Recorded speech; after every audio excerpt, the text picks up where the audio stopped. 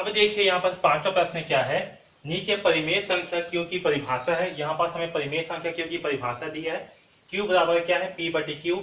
जहाँ यहाँ क्या है आपका, ये आपका फॉरवर्ड का वो है, यानी कि प्रत्येक पी क्यू अवयव है आई का, और क्यू जो है जीरो नहीं है। ठीक है, ये हमें दिया हुआ है किसकी, क्यू की परिभाषा दिया है गणितीय रूप में।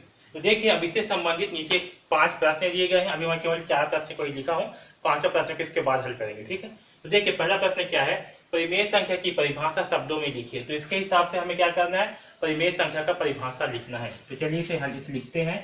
तो हल 1, ठीक है। तो परिमेय संख्या की परिभाषा क्या होगी इसके अनुसार, तो देखिए परिमेय संख्या का परिभाषा क्या होगा इसके अनुसार। तो परिमेय संख्या मैं लिख रहा हूं यहाँ पर, ठीक है। तो देखिए यहाँ से परिमेय संख्या की परिभाषा क्या बनेगा, परिमेय संख्या क्यू वह संख्या है जिसे पी बटे क्यू के रूप में लिखा जा सकता है। ठीक है, क्यू को हम क्या कर सकते हैं, पी बटे क्यू के रूप में लिख सकते हैं। जहां पी क्यू ये जो है ये सिंबल, इसका मतलब क्या होता है, प्रत्येक, यानी कि सभी पी क्यू क्या होंगे, एक पूर्णांक संख्या होंगे। यानी कि पी और क्यू क्या होंगे, एक पूर्णांक संख्या होंगे। क्योंकि यहाँ पास ये ई है, इसका मतलब क्या होता है, अवयव। क्या है, अवयव। तो पी क्यू अवयव होंगे आई का, आई यानी कि इंटीजर नंबर, और इंटीजर को क्या बोलते हैं हिंदी में, पूर्णांक संख्या। तो पी क्यू क्या होंगे, पूर्णांक संख्या होंगे। जहां क्यू बराबर नहीं है, इसका मतलब क्या होती है, डज नॉट इक्वल टू, यानी कि बराबर नहीं है। जो सिंबल है ना, इसका मतलब क्या होता है, बराबर नहीं है। तो जहां क्यू को क्या है, बराबर नहीं है जीरो का, यानी कि क्यू जो है शून्य नहीं है। आया समझ में। तो इस प्रकार से हम परिमेय संख्या की परिभाषा लिखेंगे इसके हिसाब से। आया समझ में, इसे नोट कर लीजिए। अब देखिए दूसरा क्वेश्चन क्या है, क्या 6/0 परिमेय संख्या है। तो देखिए यहाँ पर क्यू का मान क्या है, पी बटे क्यू, और जहां क्या है आपका पी और क्यू जो है ये आपका परिमेय संख्या, सॉरी इंटीजर नंबर होंगे, और क्यू जो है क्या होगा, जीरो नहीं होगा, है ना। लेकिन यहाँ पास क्या है, 6/0 है। तो अगर हम इसकी तुलना करते हैं तो यहाँ से पी बराबर क्या है 6, और क्यू बराबर क्या है 0। ठीक है, तो चूंकि क्यू बराबर क्या है 0 है, इसलिए यह परिमेय संख्या नहीं है, इसलिए यह परिमेय संख्या नहीं है। आया समझ में। तो आपका दूसरा क्वेश्चन क्या होगा, 6/0 ये जो है परिमेय संख्या नहीं होगा।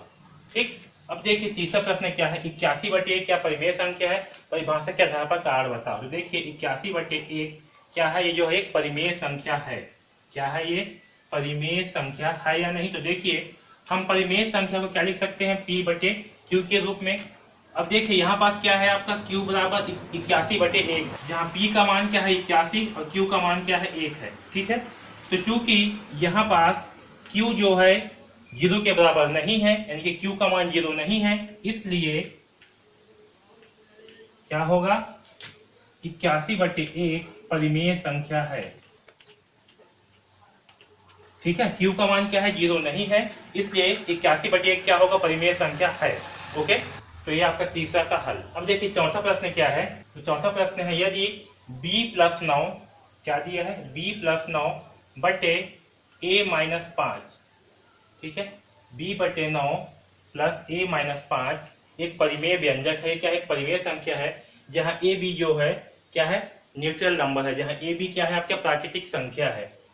तो ए का कौन सा मान यह मान्य नहीं होगा और क्यों। तो देखिए क्यू बराबर क्या होती है, पी बटे क्यू, जहां आपका क्यू क्या होगा, ये 0 के बराबर नहीं होगा। ठीक है, तो देखिए यहाँ पास जो ए है इसका मान हम क्या रखेंगे, तो ये जो है 0 के बराबर हो जाएगा। तो यहाँ पर देखिए क्यू बराबर क्या होती है, यानी कि परिमेय संख्या बराबर पी बटे क्यू होती है।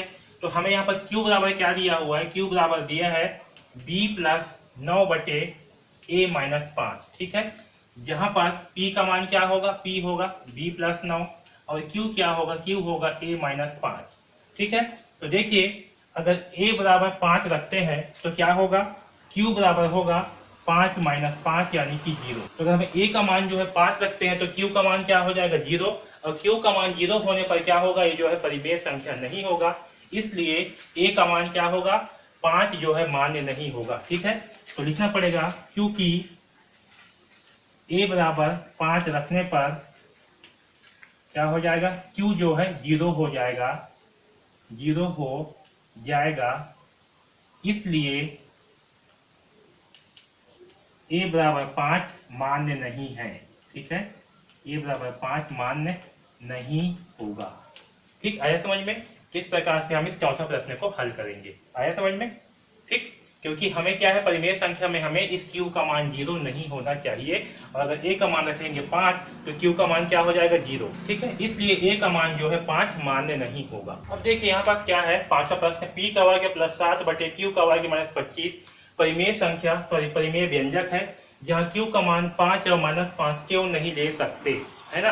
तो देखिए p का वर्ग +7 बटे q का वर्ग -25 क्या है, एक परिमेय व्यंजक है, जहां q का मान 5 या -5 लेने पर q का मान क्या हो जाएगा, 0 हो जाएगा। ठीक है, q का मान अर्थात हर जो है 0 हो जाएगा, और परिमेय व्यंजक की परिभाषा के अनुसार क्या होगा कि जो व्यंजक का हर है वह 0 नहीं हो सकता। ठीक है, इसीलिए q का मान 5 या -5 नहीं होगा। आया समझ में? तो ये जो है आपको ऐसे लिखना पड़ेगा। ठीक, तो इस प्रकार से हम इस पांचवा प्रश्न को हल करेंगे। ओके, तो हमने जो है प्रश्नावली के सारे प्रश्नों को हल किया है।